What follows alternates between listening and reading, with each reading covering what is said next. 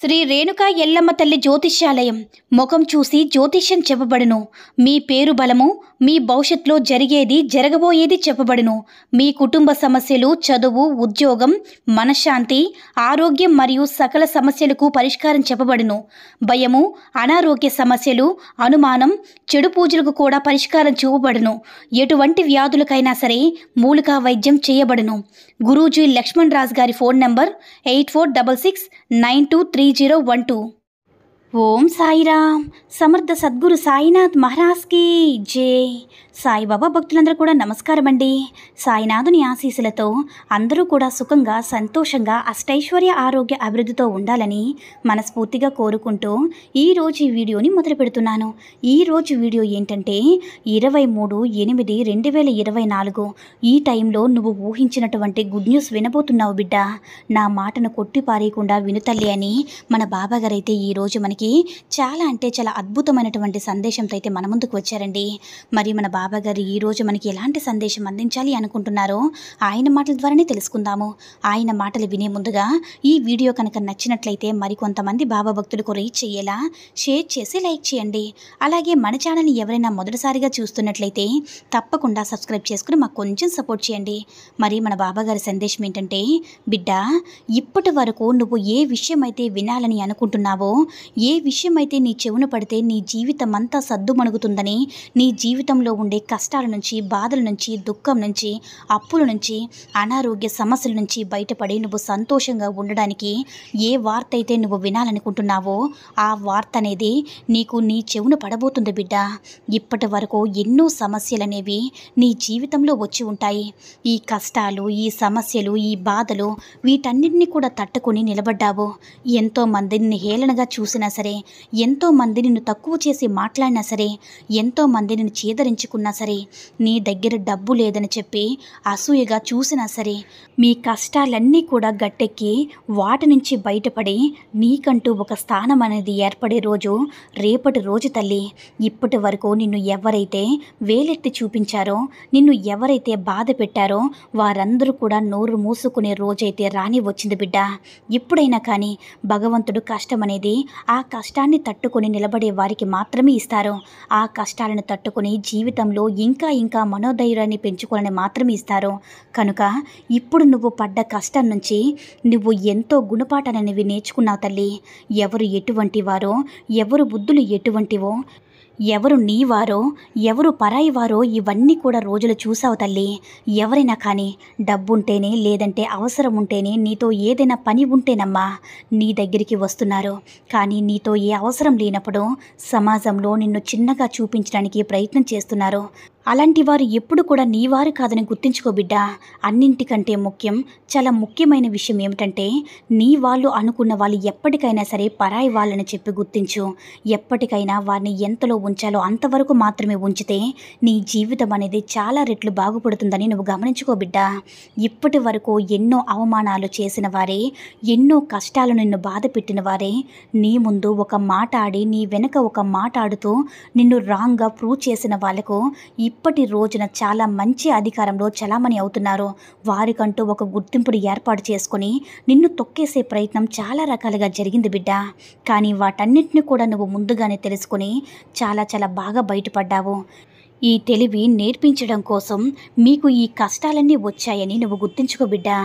ఎవరైతే నిన్ను తక్కువ చేసి మాట్లాడుతున్నారో, ఎవరైతే నీ ఎదుగుదల చూసి ఓర్వలేకపోతున్నారో, ఎవరైతే నీకు కిందికి తొక్కేయాలని చూస్తున్నారో, నువ్వు నవ్వుతున్నప్పుడు నీ నవ్వును చూడలేకపోతున్నారో, ఎవరైతే నిన్ను ఇబ్బంది పెడుతున్నారో వారందరూ కూడా ఎప్పుడు నీ పరిస్థితి దిగులుగా, దుఃఖంతో, ఏడుస్తూ కూర్చుంటావా అని వారు 1000 కళ్ళతో ఎదురుచూస్తూ ఉన్నారు బిడ్డ. మీ ఇంట్లో గొడవ జరిగిన ప్రతిసారి కూడా వారు ఏమనుకుంటున్నారు తెలుసా? నిన్నే రాంగ్గా బయట వీధిపాలు చేస్తున్నారు. అంటే నీతో చాలా చెడ్డగా చెప్తున్నారు. ఆమె ఎప్పుడు కూడా గొడవలు పెట్టుకుంటూ ఉంటుంది అని నీ యొక్క బాధ చూసి అయ్యో పాపం చెప్పేవారు అనేవారు కూడా లేరు అని చెప్పి గుర్తించుకో బిడ్డ. ఇప్పుడు మొత్తానికి కూడా చెప్తుంది ఏంటంటే, నువ్వు ఈ యొక్క ప్రపంచంలో నీకు నువ్వు మాత్రమే ఉన్నావని తెలుసుకో. కనుక ఈ యొక్క కల్మషంతో నిండిపోయి కుళ్ళులతో నిండిపోయిన ఈ ప్రపంచం వేరే వారు ఏమనుకుంటున్నారో, వేరే వారు నా గురించి ఏం మాట్లాడుకుంటున్నారో, నా గురించి ఏం ఆలోచిస్తున్నారో ఈ మాటలన్నీ కూడా ఈరోజే బయటపడివేసి. ఎందుకంటే వేరే వాళ్ళు ఎవ్వరు కూడా నువ్వు బాధలో ఉన్నప్పుడు నీ పక్కకు వచ్చి కూర్చోరని నువ్వు గమనించుకో బిడ్డా. ఇక నువ్వు ఉండాలి అంటే నువ్వు వినాలి అనుకున్నటువంటి శుభవార్త నీకు రేపటి రోజున అందించబోతున్నాను. ఈ శుభవార్త అనేది చాలా అద్భుతమైనటువంటిది. నువ్వు 1000 కళ్ళతో నువ్వు దేని గురించి అయితే నీకు ఉద్యోగం రావాలని, నువ్వు వినాలని, మంచి శుభవార్త వినాలని అనుకుంటున్నావో ఆ వార్త నువ్వు విని తీరుతావు బిడ్డ. ఇంకొకటి ఏంటంటే, నువ్వు ఎప్పటి నుంచో కళ్ళు కంటున్నావు కదా, ఆ శుభవార్త కోసమే ఈ జీవితంలో అడుగు పెట్టేలా నేను చేస్తున్నాను. మీ యొక్క ప్రపంచం అంతా కూడా చాలా ప్రశాంతంగా ఉంటుంది. మీ ప్రపంచంలో ఎవ్వరు కూడా ఈర్ష్యపడేవాళ్ళు, అసూయపడేవాళ్ళు ఎవ్వరు కూడా నీవు ఎదుగుతుంటే ఏడ్చేవాళ్ళు లేకుండా చేయబోతున్నాను తల్లి. అలా అని అది నీ మనసుని నువ్వు దృఢపరుచుకోవాలి. ఎందుకంటే నువ్వు ఉంటున్న ఈ కలియుగంలో నీ చుట్టుపక్కల ఉండే వారందరూ కూడా వారు కేవలం నీ మనసు మాత్రమే, నీ యొక్క ఆలోచన విధానం మాత్రమే వారిని మీ మెదడుకి తాకకుండా చూస్తుంది. కనుక అలాంటి వాతావరణం నుంచి నువ్వు పాజిటివ్ ఎనర్జీ లెవెల్స్ని నీలోనే కల్పించబోతున్నాను తల్లి. కనుక నువ్వు ఇకపైన దేని గురించి కూడా ఆలోచించాల్సిన అవసరమే లేదు. నీ గురించి నువ్వు ఆలోచించుకో. నీ స్వార్థం నువ్వు చూసుకో. నీ అక్క, నీ తల్లిదండ్రులు, నీ అన్న బిడ్డలు, మీ యొక్క భర్త లేదా భార్య గురించి తప్పితే నువ్వు ఎవరి గురించి కూడా ఆలోచించాల్సిన అవసరమే లేదు. ఎందుకంటే వేరే వాళ్ళెవ్వరు కూడా నీ గురించి ఆలోచన కానీ, అంటే నీతో అవసరం తీర్చుకొని అవసరం తీరిపోయిన తర్వాత నువ్వెవరో నేనెవరుగో అన్నట్లుగా ఉంటుందమ్మా ఈ ప్రపంచం. నువ్వు గమనించుకో తల్లి. ఎప్పుడైనా కానీ అదృష్టం ఒకేసారి తలుపు తడుతుందని నువ్వు గుర్తించుకో. ఇప్పటి వరకు నీకు చాలాసార్లు చెప్పాను, రేపటి రోజున నీకు మహా అదృష్టం అనేది తలుపు తట్టబోతుంది. వెంటనే మేలుకొని తలుపులు తీసే ప్రయత్నం చెయ్యు. అప్పుడే నీకు ఈ అదృష్టం మీ ఇంట్లో అడుగు పెట్టబోతుంది బిడ్డ. నువ్వు కోరింది నీకు ఇచ్చి వెళ్తుందని గమనించుకో. బిడ్డ, ఒకటి నీకు దూరం అయ్యిందని నువ్వు బాధపడుతూ ఉంటే అంతకంటే రెట్టింపు సంతోషం మీ దగ్గరికి రాబోతుందని నువ్వు అర్థం చేసుకో. ఈ యొక్క రెట్టింపు సంతోషాన్ని నువ్వు అనుభవించాలనే సరే నీ బాధని నువ్వు దూరం చేసుకోవాలి. నీ బాధతో నీ జీవితాన్ని నువ్వు గడపకూడదు. నీ యొక్క ప్రస్తుత సమయం నీకు అనుకూలంగా ఉంది. ఈ యొక్క సమయం ఏదైతే ఉందో, నీ యొక్క అనుకూలత ఏదైతే ఉందో అది కేవలం నీ యొక్క మానసిక స్థితి మీదే ఆధారపడి ఉంటుంది బిడ్డ. నీ మనసుని గందరగోళంగా ఉంచుకుంటే ప్రతి నిమిషం కూడా నీ చుట్టుపక్కలంతా కూడా గందరగోళంగానే కనిపిస్తుంది. ఏది కూడా అవ్వనట్లుగా, ఏది కూడా జరగనట్లుగా, అంతా నీకు నష్టం జరిగినట్లుగా అనిపిస్తుంది. అదే నువ్వు మనసుని పాజిటివ్గా ఉంచుకోగలిగితే నీకంతా కూడా ప్రశాంతంగానే ఉంటుంది.